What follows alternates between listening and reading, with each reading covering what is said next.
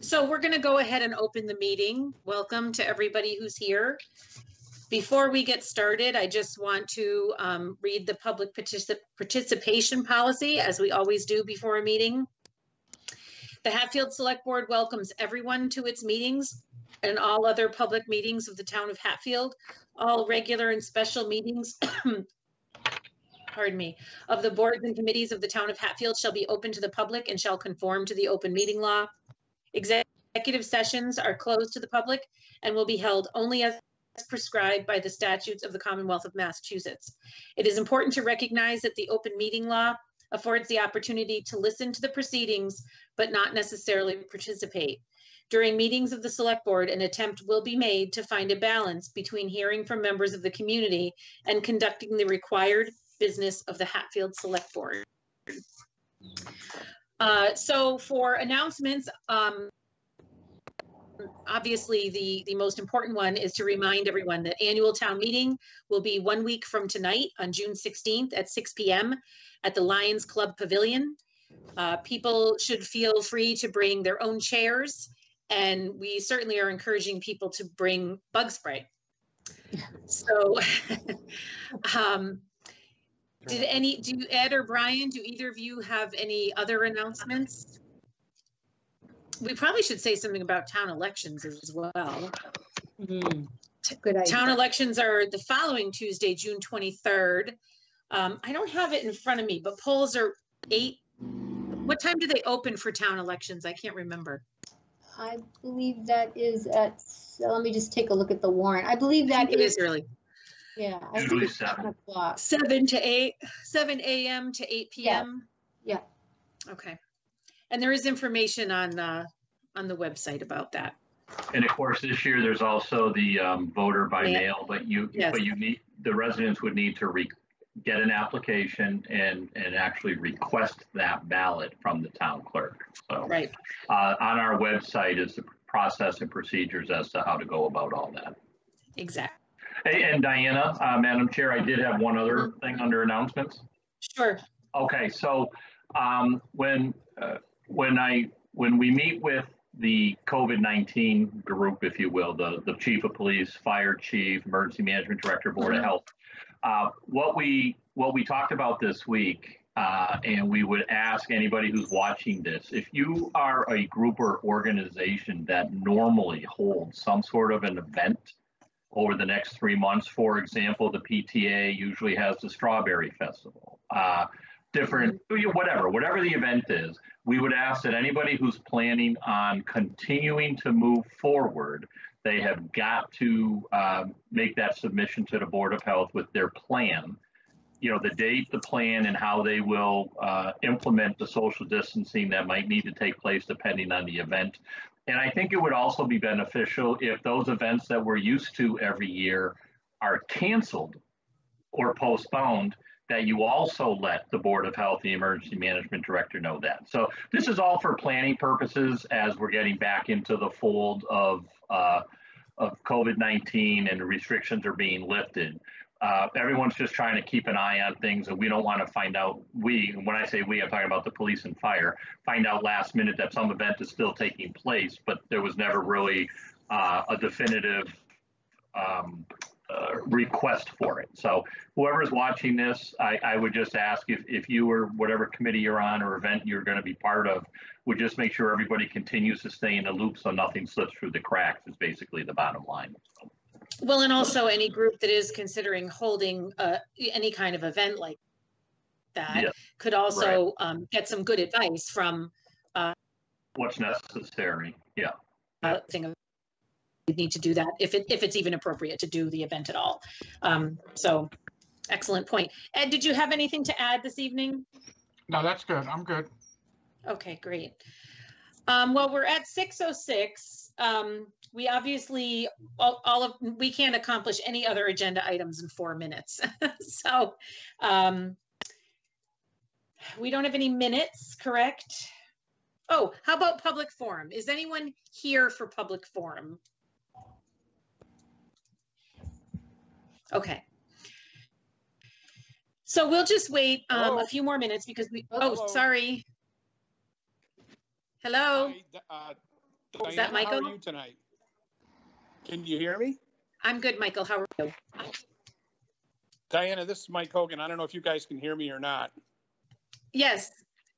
Oh, public forum. Yes, we can hear I'm you. here basically this evening to talk about the amendment to the license for fishtails. Is this now or later? No, you would want to speak during the hearing, which will be starting in about 3 Okay. minutes. I apologize to all the select. No, that's okay, but that's the more, that's the more appropriate time to Surely. speak about that particular agenda item. Marlene, did you have anything quickly you wanted us to deal with, or do you have any announcements or anything? I do not have any announcements, but the HR policy, section 26, that Hello. I'm suggesting we review tonight, that could be relatively quick if you'd like to take that up. You think we can do that in 2 minutes? Well, I have one change, and that is in the first paragraph. Otherwise, I'm recommending, Okay. I'm not recommending any other changes, but it may be something the board would like to discuss a little further. So I'm actually fine with it as presented. If I'm fine with taking action on it right now, unless Brian or Ed has something they want to discuss about it. No, I'm good. You're talking about the under performance evaluation. Is that the document? Yes. that Yes. is correct. I'm fine with it. Yep. Ed? I'm happy with the changes. Okay, so I'll take a motion to accept these changes. I'll make that motion, accept the performance evaluation changes in section 26 of the HR policy as presented. I'll second that. Okay, heard a motion made and seconded. Is there any more discussion? No. Okay, all those in favor? Aye. Aye. Okay, good. Good, we got one thing done a little bit ahead of time. Okay, so it looks like we're within, we're just within a minute of starting this license. We do just want to wait till 6:10 because that is the way that it was legally advertised, I believe, so.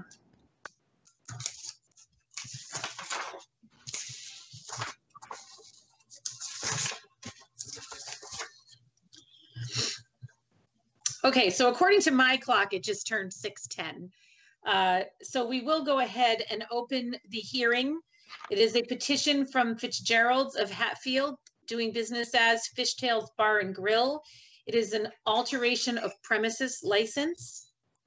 The Board of Selectmen of the Town of Hatfield, Mass. Licensing Authority, under the general laws of the Commonwealth of Massachusetts, pursuant to Chapter 138, will hold a public hearing on Tuesday, June 9th at 6:10 p.m. via Microsoft Teams due to the COVID-19 pandemic on the application of Fitzgerald's of Hatfield, Inc., doing business as Fishtails Bar and Grill, Carrie Ann Daly McPherson, manager, for an alteration of licensed premises at 5 School Street, Hatfield, Mass. Instructions for accessing the, will be posted on the agenda.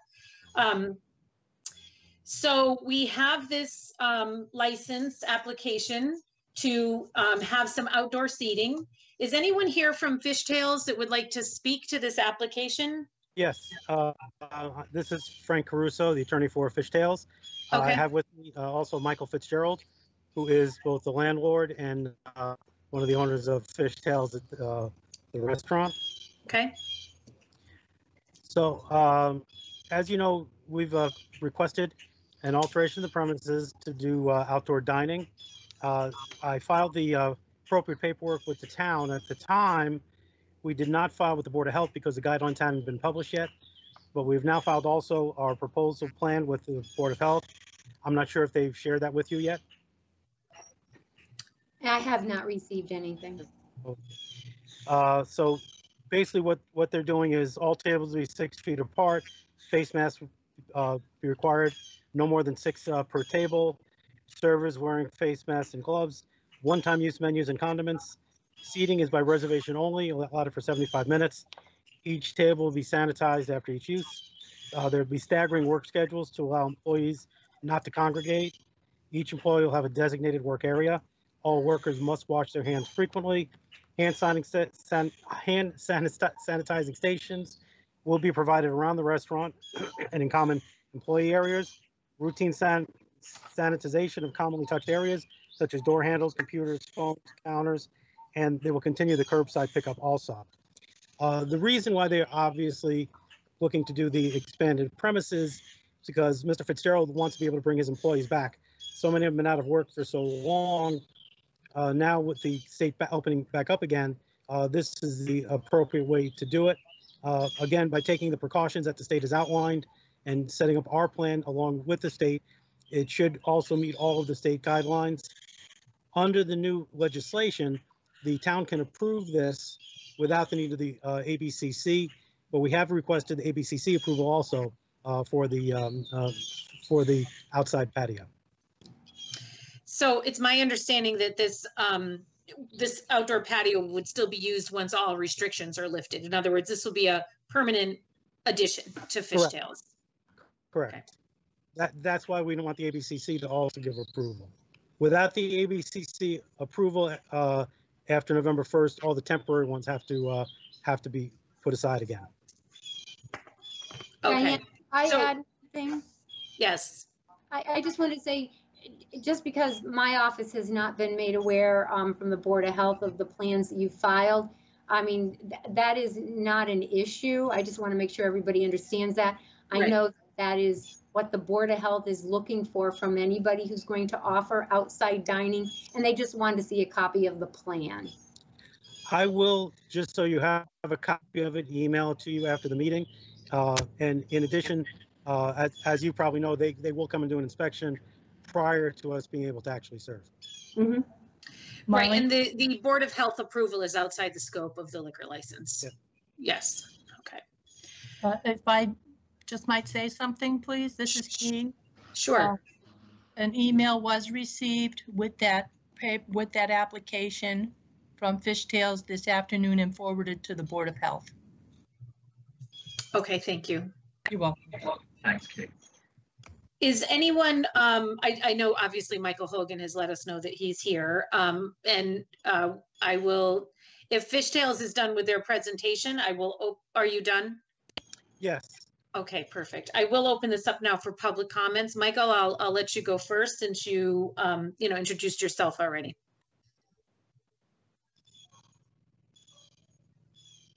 Can't hear you, Mike. How about now? Yeah. Yes. Oh, great. Well, thank you, Select Board of Hatfield, for allowing me the time. My mom is a resident at 22 School Street, right diagonally across. I live at 157 Main Street. I'm a little concerned because, A, I don't believe that the proper procedure and protocol was conducted to have this hearing. I've done some homework. It appears as though it has to be published twice in the newspaper. I did call Key and she was gracious enough to tell me what the date was for the publication and that it was only published once. On Saturday, my mom checked her mailbox and there were 4 notifications in there all in the same day. So she was basically given, Monday and Tuesday as working days. So I am here to speak with her. She's here if someone wants to ask her questions. I guess I'm really concerned and somewhat bewildered about a business that would make such a large capital expenditure to have outside dining, and the neighbors are so unclear as to what's going on right now that there are some people that are saying there will be outside entertainment, there will be alcohol being served. And I'm curious as to how a business could make that CapEx expense. They've done a beautiful job without a prior approval of this. The School Street's a pretty quiet neighborhood. You've got Capewalk pretty much across the street, neighbors across the street. And we're all very concerned as to how this will affect the general nature of School Street and how peaceful it is. Okay, Mr. Caruso, would you like Yes. to Sure. address his concerns? As to the first issue, the statute requires that the publication be put in the paper at least 10 days prior to the hearing. and that once it is put in the paper, that we send out a certified and first-class notice to all of the abutters, which was accomplished. It may seem like you're being, unfortunately, because of the statute, if there are 2 people in the house, they're going to receive 4 letters, both certified and first-class mail. Fishtails has been there for 12 years. I'm sorry? There weren't 2 people in that house. My mom is a widow, sir. Okay, we go by what the town gives us, and there were 2 names on the certified mailing. So to address the issues of the again, normally people are happy that a business is willing to spend money to improve the premises. In this case, you have a business that's been there for 12 years. They've never had an issue with noise complaints, with underage serving. They've been a very, very good neighbor. In fact, Mr. Fitzgerald has had restaurants for over 30 years. He's never had an issue in any of them. The main reason for doing what they're doing is to get people back to work. All these employees have been out of work since the shutdown, and by doing the outdoor dining, this seems to be the way that the state makes it work best, which is why we're doing what we're doing. There will be no bans outside. Obviously, the service is for food and for alcohol. People having dinner will want to have drinks also. It's not a bar. People won't be sitting there just drinking. They have to have food service. If there is any music at all, it'll be acoustical, like it's done in the past. There'll be no dance floor, no rock bands. Oh, okay, I'm a little bit, Counselor, confused as to how bringing people back to work will prompt the renovations that they've done, curbside service. Is that not true? And please forgive me, does that mean that Fishtails cannot allow patrons to go inside and eat dinner? They're only allowed to serve outside? That's why they did this? That's correct. We're not allowed to serve indoors. So the only way that we can have servers come back to work is outdoor dining. So let me just, obviously this is not unique to Fishtails. Lots of communities, lots of restaurants are all looking for outdoor dining options. They've had to change how they normally do business in order to reopen in accordance with this particular phase. So this is not something that just Fishtails is doing. There's a lot of businesses doing this all over the place. I mean, Whately Inn has tents up. There's a variety of businesses up in Franklin County doing the same thing. So, Michael, I don't want you to think that Fishtails is the only one doing this.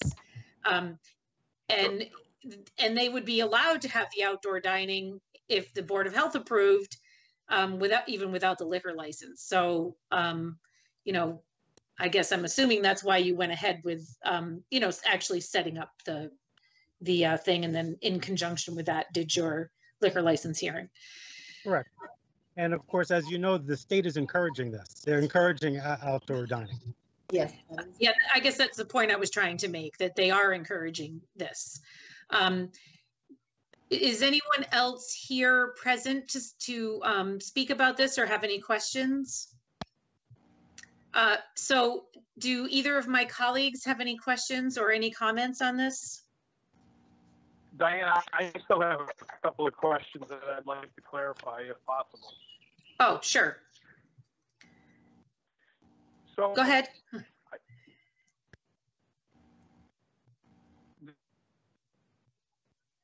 Michael, I can't hear you. This project was started perhaps 6 to 8 weeks ago, and I'm kind of curious when the governor said that. Now, Diana. Why is Michael, with all due respect, what is the question regarding a business trying to expand, whether it's before, during, or after a pandemic? Where are you going with this? It has nothing to do with the hearing. I mean, you want to call Mike Fitzgerald someday and have a conversation about his business plan, I think that's fine. But I'm not sure that has absolutely anything to do with tonight's hearing about expansion of the services on the premise. Can you guys? That's just my opinion. I mean, I think you're asking questions about what does it matter? The expansion of the patio honestly has nothing to do with this. I mean, Correct. Obviously they have to have the patio to have the service out there and to require the liquor license, but there's nothing about, we wouldn't have to approve that patio. He could have put that patio on 3 years ago if he wanted to do. So I see your point, Brian. Okay. But I want to make sure, Michael, that your concerns are, this is a hearing on his liquor license. So if you have more concerns about the liquor license, then I'm willing to hear those. Okay, can you hear me now? Yes, I can. Okay, so this is how I look at it. This is how the neighbors look at it. This is how my mom looks at it. Okay, first off, Mike, again, all due respect, you can speak about yourself and you can speak about your mom. The neighbors, if they have concerns, should be on this call and should be at the hearing. So please just keep it, and I'm not trying to be difficult, but we can't go by here. We can't go with hearsay. So we need facts.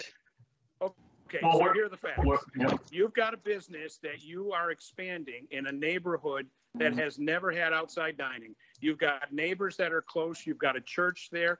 Regardless of whether or not it has to do with the gentleman's liquor license, it does have to do with the well-being of a taxpayer in Hatfield, Massachusetts that lives a peaceful, elderly life with other people on that street. Brian, that's where I'm going with this.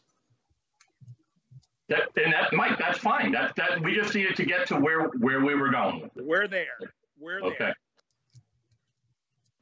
So again, this has nothing to do with the public hearing per se, right? I mean, of course it does, Brian. They're serving alcohol. You're moving the serving of alcohol outside.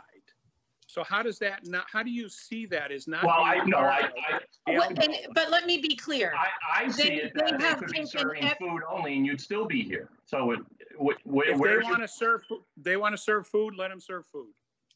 So your problem is that there's going to be alcohol served on the patio. Outside, yes, that changes the whole dynamic of the neighborhood.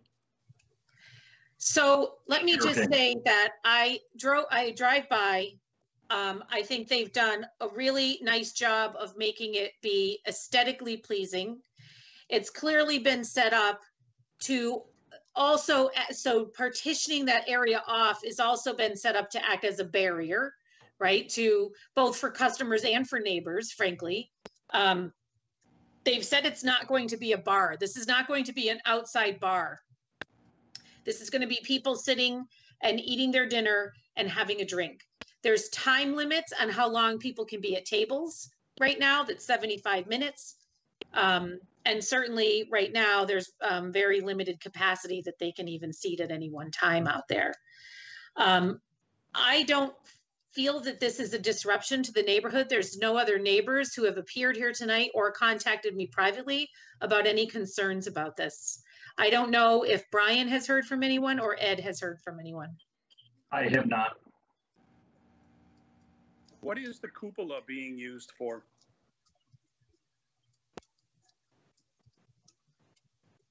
Hello? Yeah, I'm sorry. Can you say that again? What is the cupola being used for? What cupola? We're not sure what you're talking about. Okay, you have a tent and then you have a wood structure. Call it what you may. What is that being used for? Seating. So there's enough for one table under there, correct? We haven't positioned the tables yet, but the structure itself is 12 by 14 feet. We've added to that. We've added with the tent to keep, because the tent, we had to have some type of shade. The trees were a problem because leaves or whatever dropping. We didn't want them dropping in the plates. We spent a lot of money, as you well know. We've tried to be tasteful in what we've done for the neighborhood. I've talked to a couple of neighbors already that I know, and they know I've been there for 12 years and there's been no problems. We don't want problems. I've been doing this for 41 years and I don't want young kids in there. I'm a restaurant first, a bar second, and I don't know what else to tell you other than I spent a ton of money I could have just put it out in the parking lot and put a tent up, and we didn't do that. So we really, you know, we did the best we could. And I think if you've been down there, it's tastefully done. And a lot of positive response from the people coming to the post office. So what you're saying then, for the record, is there will be no music and no live entertainment, correct? No, we did not say that. We said there'll be no dance floor, no band. There may be acoustical music with dinner, something to be appropriate for diners. Again, it's And no for one dining. loves music more with their dinner. No one loves music more with their dinner than I do, but you can already see how it's changing the scope of the neighborhood. Just so you know, if we did something that was disruptive to the neighborhood, the town has the right to call us back in. So we don't intend to be a bad neighbor. We haven't been a bad neighbor for 12 years. Mike gets along very well with the neighbors, and in fact, most of them are customers. Now they get a chance to come back and eat again. Sir, let me just say this. My mom and dad were there for 17 years. They've never once met the owner of Fishtails. The snowmobilers go across their property at all hours of the night, Thursday, Friday, Saturday, Sunday night. You cannot find a parking spot for a snowmobile for the patrons that go to Fishtails. That's a great thing. Not once has anyone ever walked across the street and introduced themselves and said, hey, thank you for allowing us to use your property. Our business has grown because of the snowmobilers. So for you to say that the neighbors know him, I can tell you some that don't. And one of them is sitting right here with me. I think we're again, I really want to keep this to the scope of the hearing. So Thank you. Of course. I think if, you know, this might be something that, you know, Mr. Fitzgerald can speak to the Hogans about at another time. But for the sake of this hearing, this is about an application that to me appears in order, notices that appear in order, a business that has had no prior problems that I'm aware of. And so I'd like to ask if there's anyone else here with any other comments. And certainly, I don't know if Ed, you want to pipe in on this? Okay, well, I've been sitting and listening to both sides of the issue. First of all, as far as snowmobiles, that's another issue. That's between Mike's family, and he can talk to Mr. Fitzgerald. I don't think it has any bearing on the license. Number two, it has been there for 12 years. There hasn't been any problems with Fishtails for 12 years. Number three, does it really change the scope of the neighborhood? I'm not sure if it really does, because they just walking from the building to under the tent and undercover. So I don't see how, whether you're in a building or under a tent, how that changes the scope. And number four, I'm just trying to be fair and honest. I'm not trying to upset anybody. Right now, I think there's some other issues besides the liquor license that might be going on here that maybe those parties can work out together. And so I'm trying to see if there's a problem with the outside dining. Number six, they want to bring back their help to get them back working. Number seven, they didn't have to go this route because of the COVID-19. They would have been allowed to just go out in the parking lot during the time, but they're trying to do it the right way and come in front of the town. So just trying to be fair to everybody again. I mean, I'm not sure if there's any issues that the town should be aware of, because there's not a whole lot of people from town that have expressed a concern. So I'm just trying to say, as long as we dotted the T's and crossed our I's. I mean, Mr. Caruso said that the way it was posted is legal. Michael saying his research required 2 postings. So I don't know which I'm not a lawyer, so I don't know which is correct. I did read some of the information that was sent, and it does say that abutters are only the people that touch the property, and if it's somebody across the street, they're not actually an abutter, I guess. I'm not sure if that's correct. Maybe Mr. Caruso could weigh in on that, but I don't know what else to say. I don't know what other comments I have, Diane. Thank you. Actually, Ed, thank you very much for those. Key, did you want to add anything about the abutters? I know that you mentioned to me today about the ABCC regulations on this. Diana, that is what Ed just mentioned. Right. The page out of the ABCC Blue Book. Right. That said those across the street are not considered abutters. Right. For this particular type of. Yes, alteration of premises. Correct. And I think Ed brought up another good point too, is that the state has put into place, you know, some guidelines that they could have done this actually without coming to the town. So I guess it seems like everyone who has had something to say has weighed in. So assuming that no one has anything else to say, I will close the hearing. And it would now be time for us to take action.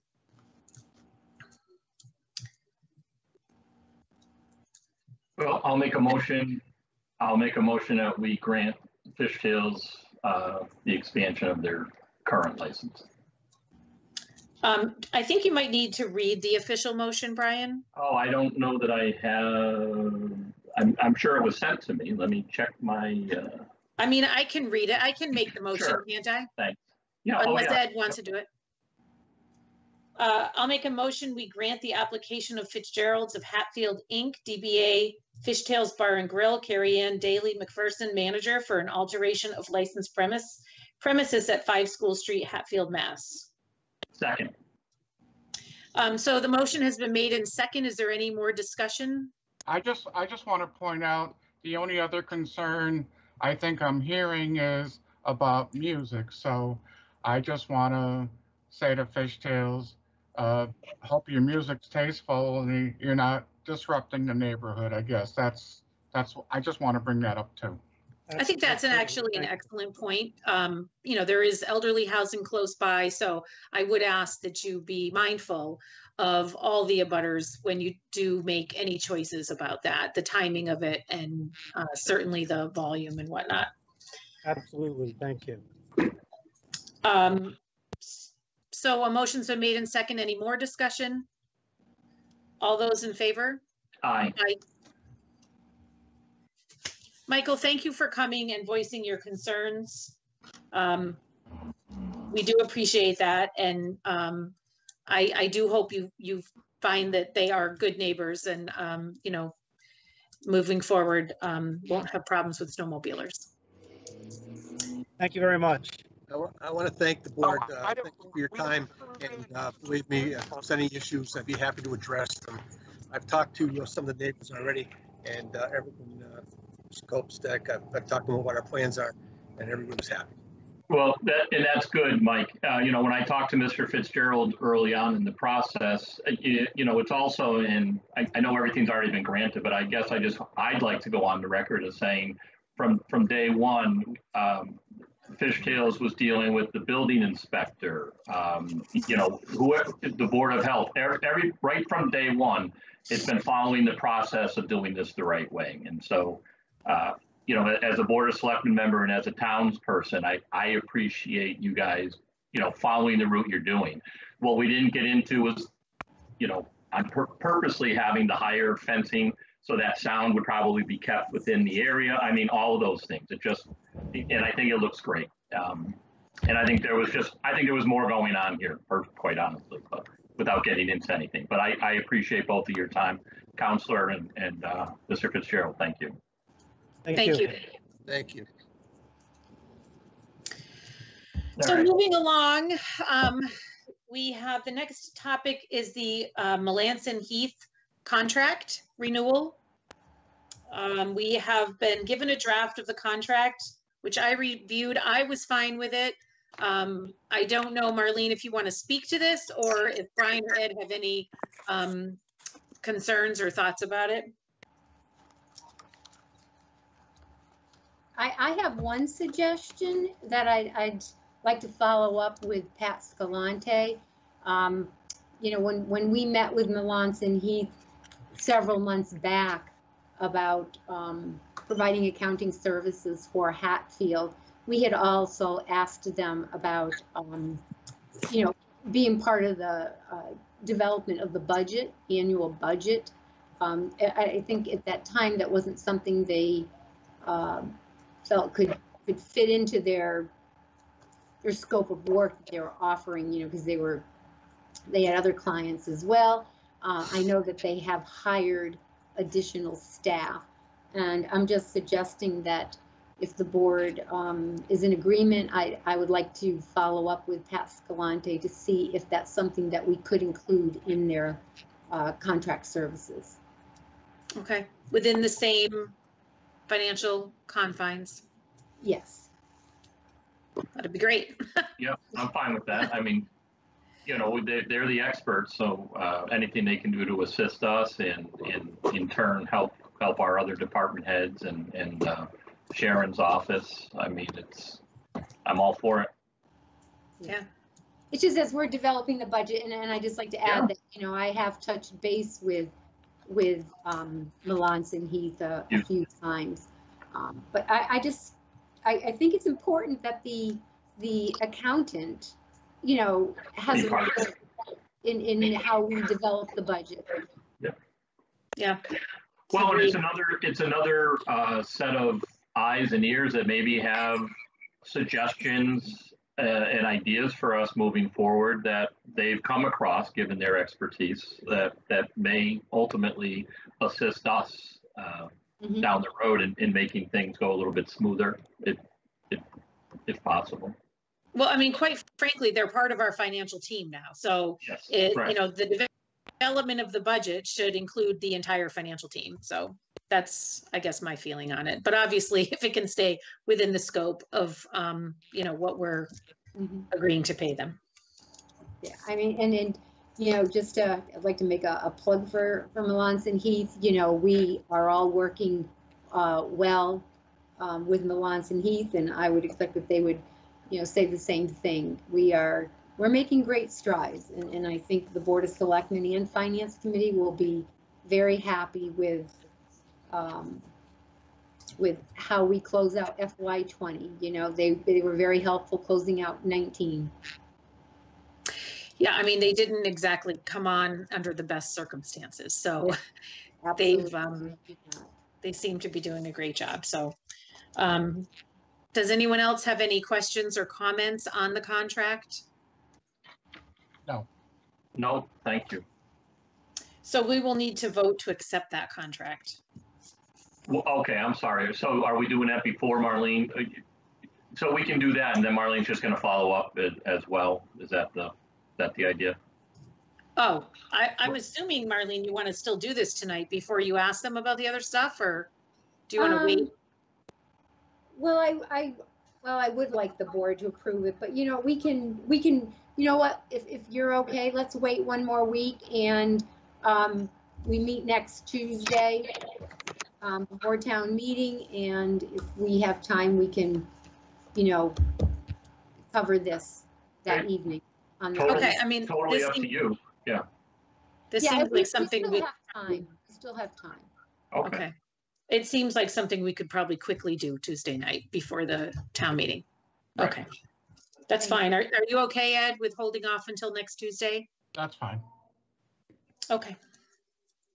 So the next item on the agenda is this, is it Select? Is that how you say that?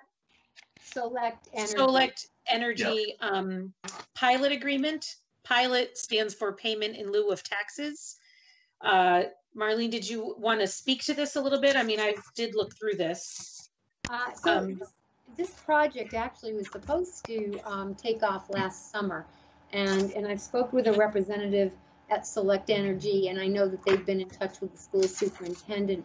The project was delayed until January, with the expectation that it would start, you know, this spring.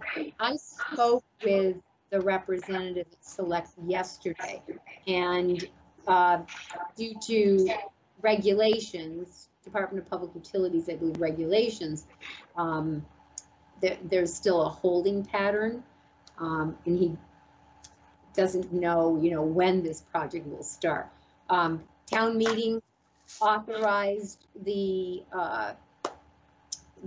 agreement. The school and Select Energy signed an agreement last year. We had an article on the warrant last year to negotiate a pilot, and several months ago, a few of us met with Mr.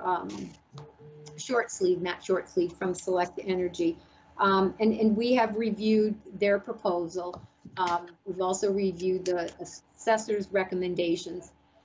So I'm recommending, after talking with the assistant assessor today, I am recommending that we accept the payment in lieu of taxes agreement as presented. And okay, in addition to those annual tax payments that the town will receive, the school will also see a savings over a period in their utility on their electricity. Yes. So this is just so that townspeople know, this will be a solar array that's on top of the roof. Mm-hmm. So as Marlene said, the school will have the benefit of solar power, and then the town will have, this is a 20-year agreement with payments outlined in each of the 20 years in lieu of taxes. So I'm personal property. Pardon? Yes, on personal property taxes. Right. So that's great. I think that's a win-win. I have no more questions about it. I don't know if Brian or Ed want to. I just want to say I thought we agreed to all this prior. That's what Brian had said, but I don't. Can't get rid of this. Right. Well, no, so we need to agree to it now. I have no further questions. And I agree with Ed, actually. I mean, this thing goes back to when I was on the school committee, we voted for it. And then when we were in the Selectmen with the previous board, Diana, before you, we talked about it. So anyways, this has been around. As Marlene alluded to, really the whole crux of this is for the school to save the electricity costs, which of course it would then trickle down, if you will, to the town. And in the meantime, we will also receive the pilot or the pilot payments. So having said all that, I have no other questions, and I will make the motion that we agree to the pilot as proposed, enter into the pilot agreement with Select Energy for the solar array that will be at Smith Academy. And I'll agree to it for a second time. Okay. Okay, so a motion's made and seconded. Any further discussion? No. Then I will, all those in favor? Aye. Aye. Great. And then we already did the HR policy. So that looks like everything, unless there's any unanticipated new business, Marlene? Just one item. Just one item. Okay, sorry. Under old business, one item. I did meet with Marlene with the town hall project, and the project estimate at the very beginning was $2,183,697.95, and at the end it was $2,293,611. So we are only over $109,903. Well, $109,903.05, and we are not 25% over. It's the funding issue. Yes. So I just want to make sure we did not go over 25%. This is 5%. Okay, that's all. Understood. Yeah, and that's something we clearly need to discuss on town floor.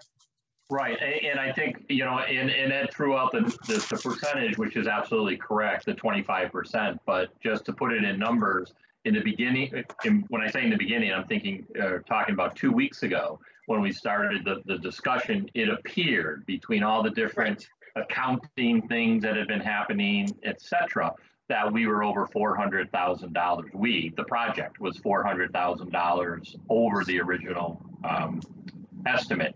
And what Ed just said is absolutely true. That is not what happened. It's much, much less. than that.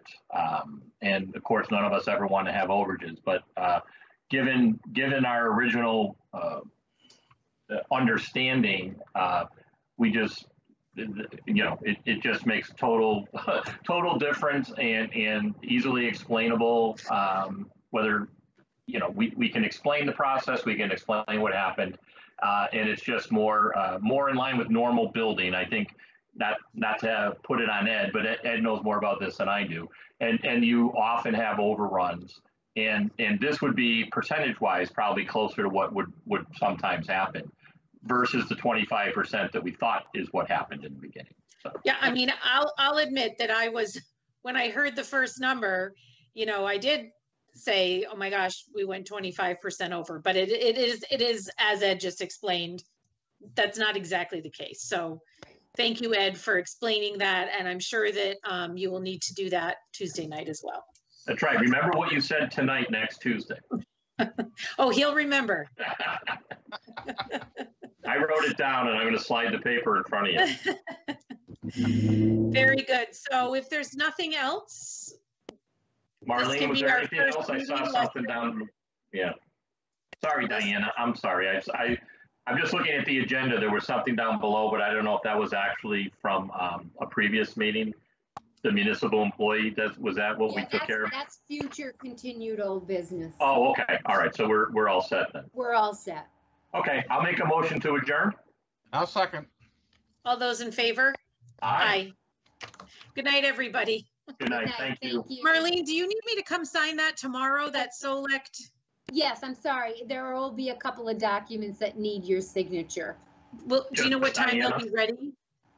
Actually, I have that ready now. And a key, I think, are there some documents for ABCC that the chair or the other board members need to sign as well? Yeah, but I wouldn't have them ready tonight. No, not tonight, but tomorrow. Is there a time tomorrow morning that you think they might be ready? I'm supposed to meet with Sharon at 11. Yeah, I would say probably after 9. Okay. I'll stop by sometime later in the morning, and Sharon, you might have some things for me by then as well. Sharon's mic is off. Maybe she's not even really there. Okay, that's fine. I'll figure it out tomorrow. I will stop by tomorrow morning. All right. Okay, thank you. Good Bye. night.